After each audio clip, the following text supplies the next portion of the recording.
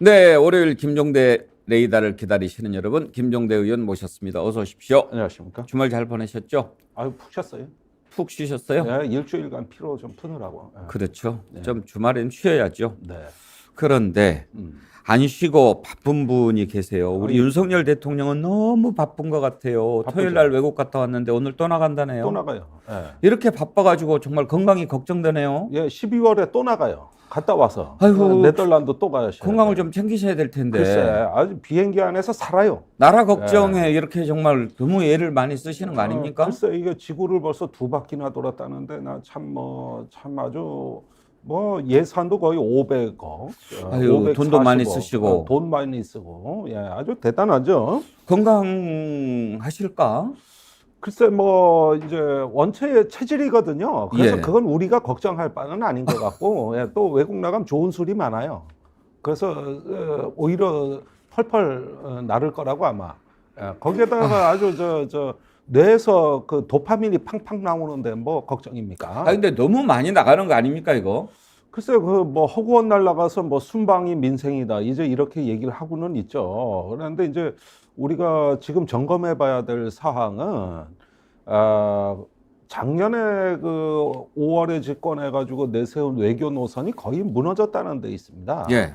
이번에 에이펙 회의에서 그게 극명하게 드러났는데요. 언론에서 이 이야기를 많이 안 하는데 예. 기억하시겠습니다만 작년 5월에 바이든 대통령이 왔을 때 제일 크게 홍보한 성과가 뭐냐면 IPEF 가입입니다. 예. 인도 패시픽 이코노믹 프레임. 예. 그러니까 이런 어떤 13개 국가가 참여하는 경제 프레임워크에 개입해. 이게 옛날에 이제 트럼프가 탈퇴한 CPTPP, 환태평양 포괄적 경제 동반자 협정, 이것을 대체하는 미국의 그 경제 공동체란 말이죠. 예. 여기에 우리가 과감하게 들어가면서 중국 경제는 이제 꼬라박는 경제고 여기서 공급망을 단단하게 협의한다는 얘기였고 뿐만 아니라 무역, 디지털, 환경에 이르기까지 하나의 규범을 만들어낸다 그랬어요. 그런데 이번에 APEC에 보니까 완전히 그 성과가 없는 걸로.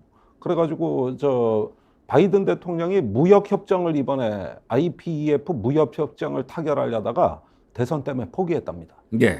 그러니까 여기서 이제 우리가 중요한 진실은 왜 언론에서 이걸 안 쓰는가 모르겠는데 중국하고 멀어져 우리끼리 만들자고 하는 경제안보 공동체가 미국도 더 이상 추동할 만한 에너지가 없다는 거예요. 예.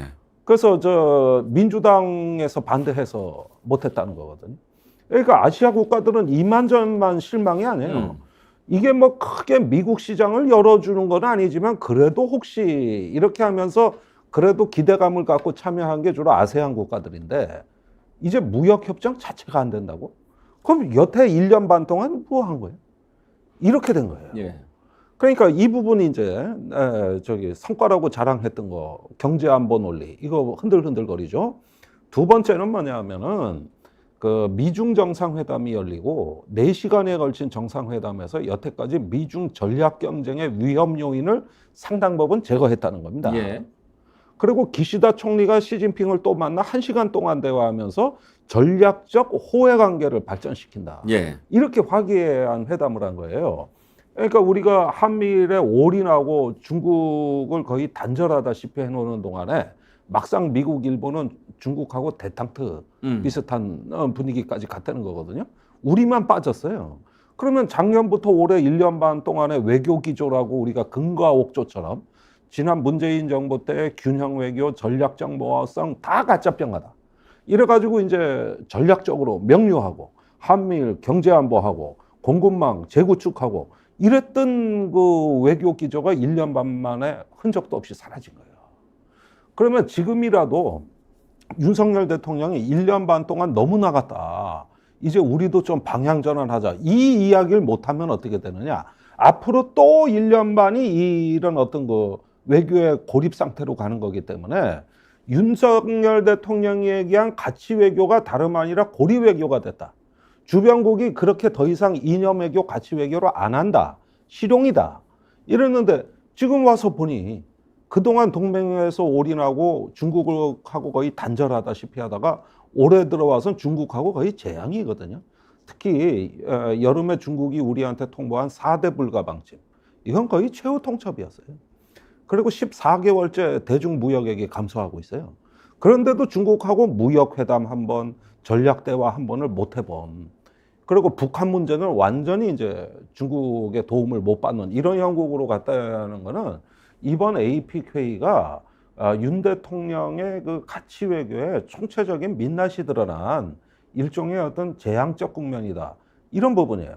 도처에서 나타나고 있어요. 언론이 이걸 다 안 쓰고 있는 거예요. 그렇죠. 지금. 예. 하여튼 뭐 영업사원 1호라고 그러면서 세계를 돌아다니는데 지금 나가도 너무 많이 나간다. 돈 써도 너무 많이 쓴다고 그러는데요. 네. 영업사원이 외국 나가서 뭐 이렇게 세일즈 할 때 비즈니스 타고 다닙니까? 다 이렇게 이코노미 타잖아요. 가까운 나라도 아니고 미국 가는데 이코노미 열 몇 시간씩 타고 가면 그건 고생이죠. 일이 있으니까 가는 거죠. 비즈니스 정도 타면은 뭐 여행을 조금 즐길 수 있고 1등석 타면 호사지요, 그건. 네, 네. 근데 지금 전용기는 1등석에 비할 정도입니까? 완전 비행기가 다 자기 건데. 그렇죠. 그리고 부인이랑 이렇게 같이 돌아다니는데 이거는요, 한 달에 한 번 정도 외국 나가고 그러면은 그거 준비하느라고 얼마나 돈 많이 들고 이렇게 많이 나가는 것은 제가 보기에 분명히 이건 재미 들린 거 외에는 중독증이에요. 중독이에요. 예, 저는 그거 외교 중독증이라고 그러는데 이번에 그 외국에 특히 영국 방문 같은 경우 유심히 보면은 그 영국은 1년에 외국 정상을 국빈 방문을 한 번 받아요. 예. 그러니까 국빈 방문을 아주 절제력 있게 하는 나라예요. 거기에 국빈 방문으로 가는 거거든요. 그러니까 이건 영국에다가 엄청나게 졸라댄 거예요. 그다음에 임기 중에 다시는 영국을 국빈 방문 못 하게 돼 있어요. 어떤 국가든 임기 중에 한 번입니다. 그런데 지금 벌써 미국 국빈 방문했죠. 영국 한다는 거죠. 프랑스, 네덜란드 이렇게 하면 뭐냐 하면은 총선 앞두고 외교 자산을 다 써버리는 거예요. 그러니까 나중에는 임기 말이 되면은 그냥 실무 방문밖에 안 돼요. 그러니까 지금까지 이런 식으로 외교 자산을 다 전반부에 써버렸으니 후반부에 진짜 외교 문제에 이제 쓸 자원이 부족해지는 거죠. 금강야차님, 세금 여행 부럽다 성렬아. 레모님, 외교를 왜 김건희하고 꼭 함께 가야 합니까? 둘이 우리나라를 공동 통치 중입니까?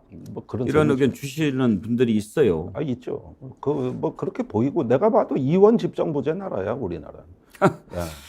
공동 정권이요.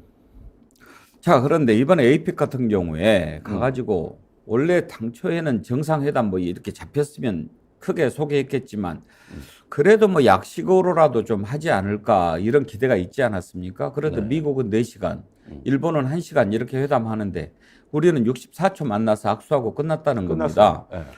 그리고 또 기시다하고만 행사를 같이 했어요. 네, 2번이나 했죠. 이 외교라고 하는 거는 지평을 넓히는 일 아닙니까? 갓나라 핫도그하고 만난 사람 또 만나고 기시다하고만 계속 이렇게 만나는데 돈을 써야 됩니까? 네. 그러니까 이제 만나서 할 얘기가 없으니까 스탠퍼드 대학 같이 찾아간 거 아닙니까? 이러면서 뭐 벌써 7번째인데, 근데 이걸 좀 유심히 보면은 뭐냐 하면은 그 시진핑 주석하고의 그 만남이 왜 불발이 됐느냐? 우선 시진핑 주석의 일정을 보니까 촉박하지 않아요. 15일 날부터 17일까지가 그 샌프란시스코 일정인데 그 뭐 브루나이 또 뭐 베트남 이런 나라도 만나고 그다음에 저 기업인들 서밋에도 참여하고 일정이 그렇게 촉박하지가 않아요, 시진핑이. 그런데 한국하고 정상회담이 안 된 것은 이것은 일정의 문제로 변명할 수가 없다. 그리고 두 번째, 에이펙 회의에서 한중 정상회담이 안 된 것도 이번밖에 없다. 과거 문재인 정부 때는 100% 다 됐습니다. 그러니까 요번만 안 됐다. 예, 이 점을 좀 짚어야 되겠고, 세 번째가 대통령실 해명이 이제 가관인데, 여기서부터 이제 민낯이 드러나고 자기 고백이 나오는 건데, 특별히 만날 현안이 없어서 안 만났다. 이게 대통령실 입장이거든요. 아니, 현안이 없대. 중국하고. 지금 14개월째 무역적자에다가, 중국하고 무역적자에다가 관광객은 뭐 재개됐다 하지만 기술협력, 환경, 기후, 거기에다가 안보 문제까지. 아니, 중국하고 제일 많잖아, 우리나라. 제일 결정적인 건 북한 문제죠. 우리가 항상 중국을 만나는 이유는 제일 긴급한 과제는 북한이에요. 지금 중국하고 북한하고 국경을 튼다는 거예요. 이제 전면 개방을 예고하고 있는 상황이에요. 그러면은 이런 상황에서 중국하고 할 얘기가 없어 안 만났다 하는 이 이야기는 대통령실이 지금 크게 당황했다는 얘기고 중국에서 완전히 뺨을 맞았다는 얘기예요. 더 나아가서는 이제 중국이 한국을 전략적 가치를 인정 안 한다는 거예요. 이렇게 봐야 돼요. 그러니까 지금까지 우리나라 보수 우파의 일관된 논리는 뭡니까? 우리가 미국 옆에 꼭 붙어 있어야 중국이 우리한테 다가온다였어요. 그래서 한미 동맹이 튼튼하면 중국하고는 저절로 잘 된다. 이 얘기였거든요. 예. 그런데 지금 그런 가설이 여기서 깨지는 거 아닙니까? 여기서 깨지잖아요. 그리고 미국은 이미 중국하고 잘 지내는데 한국 너만 저리 오지 말라는 거 아니야. 그러니까 우리가 중국을 못 만나서 안달을 하는 건 나는 원치 않아요. 그러나 가기 전에 뭐라 그랬습니까? 대통령실이. 조율 중이라 그랬잖아요. 중국 시진핑을 만나고 싶다고 우리가 먼저 얘기를 해놓고 못 만난 거 아니에요. 그러니까 이 문제가 점점 커지는 겁니다. 이렇게 되면 연내 그 한중일 정상회담도 물 건너간 걸로 봐야 되고 이런 분위기는 내년까지 간다.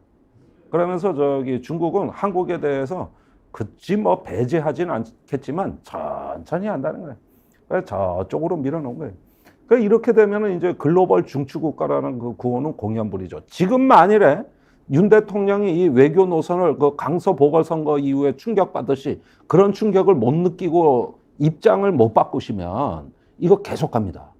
그리고 외교는 순방은 민생이 아니라 이게 민생 파탄입니다, 이게. 예. 우리 지금 경제가 왜 이렇게 어려운데.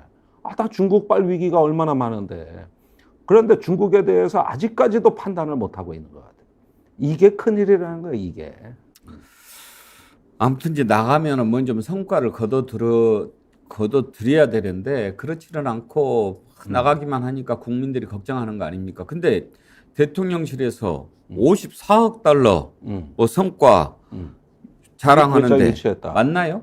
아니 그 외자 유치는 뭐냐 하면은 기업 간의 그 직접 투자 예. 얘기를 하는 건데 거기에 숟가락을 얹은 것이죠. 그러니까 이거는 대통령실이 있든 없든 되는 거예요. 그러니까 대통령이 가서 특별히 더 된 게 있냐를 찾아봐야 되는 건데 대부분 MOU입니다. 예를 들면 이렇게 보십시오. 사우디 네옴시티 MOU 체결했잖아요. 예. 근데 우리하고 경쟁 국가하고 다 체결했어요. 우리가 그냥 원 오브 댐이라고, 원 오브 댐. 그러니까 이런 걸 이제 성과로 지금까지 우려 먹은 거죠. 그리고 54억 달러라든가 어떤 수주, 예컨대 그 현대가 LNG 운반선 같은 거, 대우네. 대우중공업이 수주하지 않았습니까? 그런 것들은 기업이 하는 겁니다. 기업이 하는 거. 정부가 왜 발표해? 기업이 발표 못하게 하고. 이런 관치경제, 정경유착계획이 정경 분리가 돼야 되는데 정경유착을 하는 거거든요. 그러니까 이런 건 시장 질서에 맞지가 않습니다. 자유시장 경제에도 맞지 않는 얘기고. 그래서 50달러라는 그 계산은 허상입니다. 그리고 지금 무역의 적자가 1년에 700억 달러 발생하는데 50억 달러 설령 벌은 게 사실이라 한들 지금 그게 경제에 미치는 이 미미한 영향력은 이게 지금 적자액의 10%도 안 돼. 요거 54억 달러라는 게 700억 달러 적자입니다. 700억 달러. 600억 달러, 700억 달러 내년에도 또 적자 되면은 54억 달러 벌었다 그러면서 뒤로는 700억 달러 지금 손해보고 있는데 말이요. 안개 미소님, 대통령님은 스트레스 팍팍 푸시고 건희 여사님은 명품 쇼핑하시고 즐거운 여행 되세요.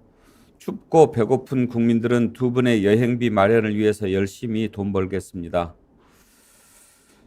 그러니까 지금 저런 어떤 외교에 대해 나오는 담론들은 국가의 이익과 정권의 이익을 분리해서 보는 겁니다. 이게 국가는 지금 700억 달러 적자인데 자기는 54억 달러 받았다. 이 얘기잖아요. 그러니까 이런 얘기는 참 슬픈 얘기죠. 정말 민생이 걱정인데요.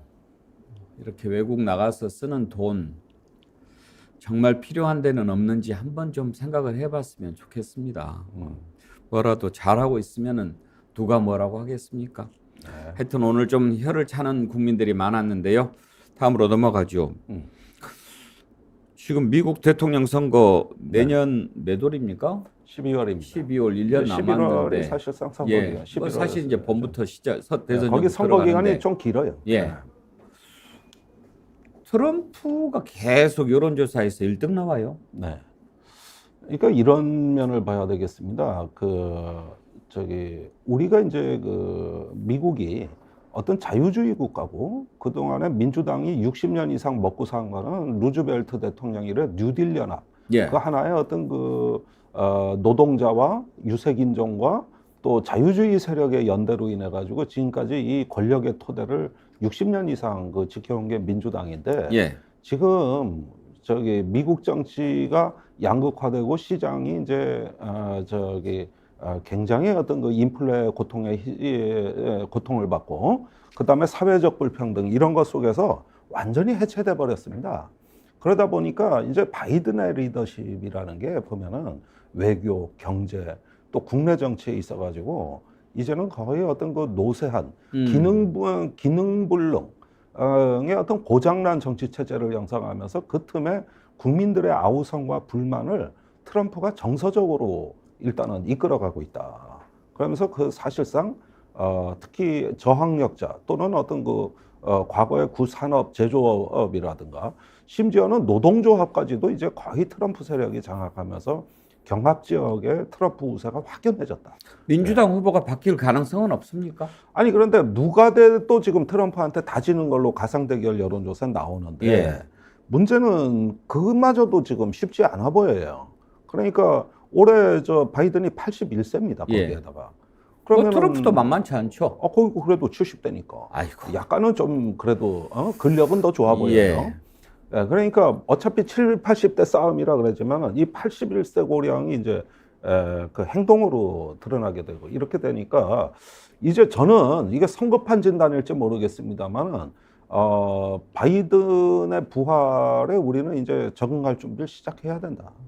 적어도 내년부터는 지금까지 쌓아왔던 동맹 외교니 뭐니 다 처음부터 다시 재검토해야 된다. 바이든이 집권하면은 지금까지 얘기했던 바이든의 외교 정책은 다 부정하고 있기 때문에 신고립주의.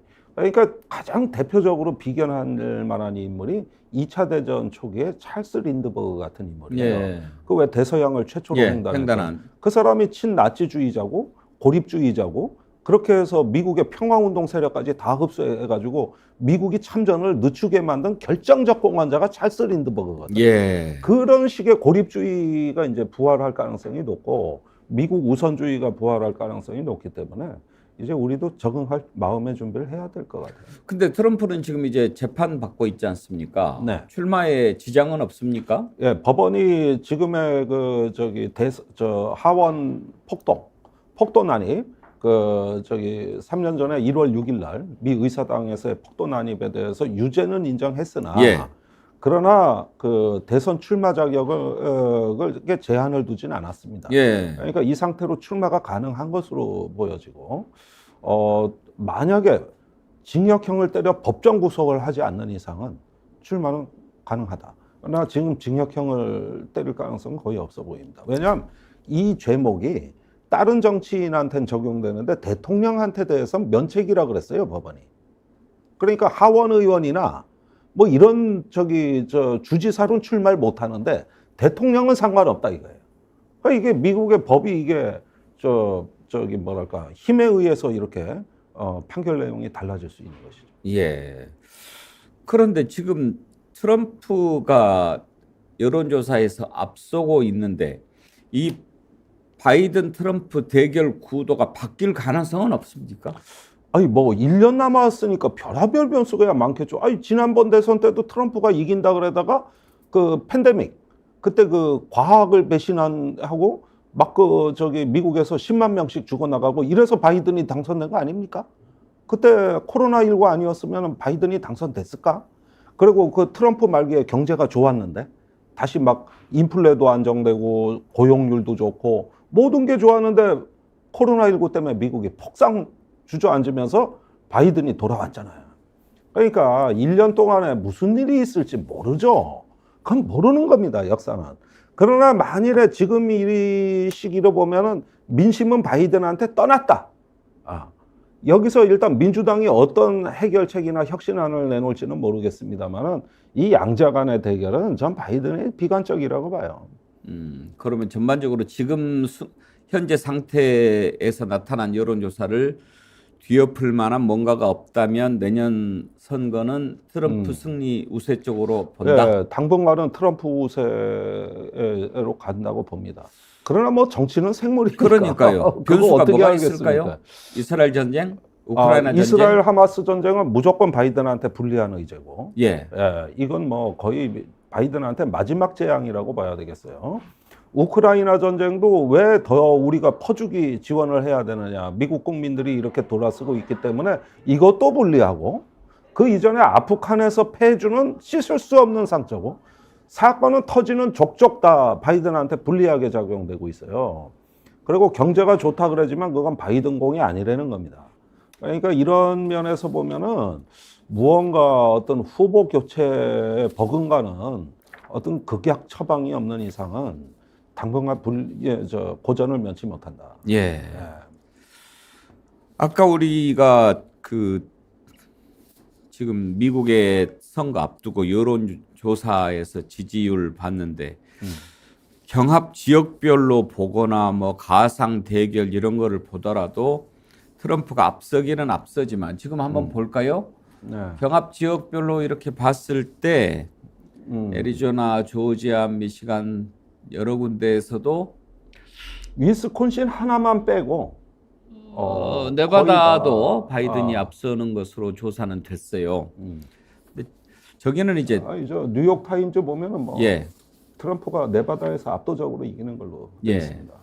저런 상황이라서 근데 만약에 트럼프가 다시 집권을 하게 된다면 어떻게 되는 거예요?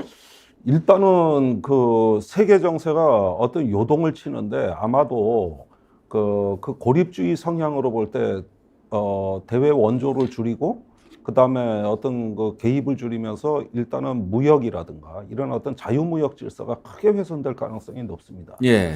이게 이제 원래 2차 대전이 일어난 것도 보면 무역에서 시작됐거든요. 그때 미국이 대공황을 거치면서 보호무역으로 돌아서는데 그때 관세가 40%까지 올라갑니다.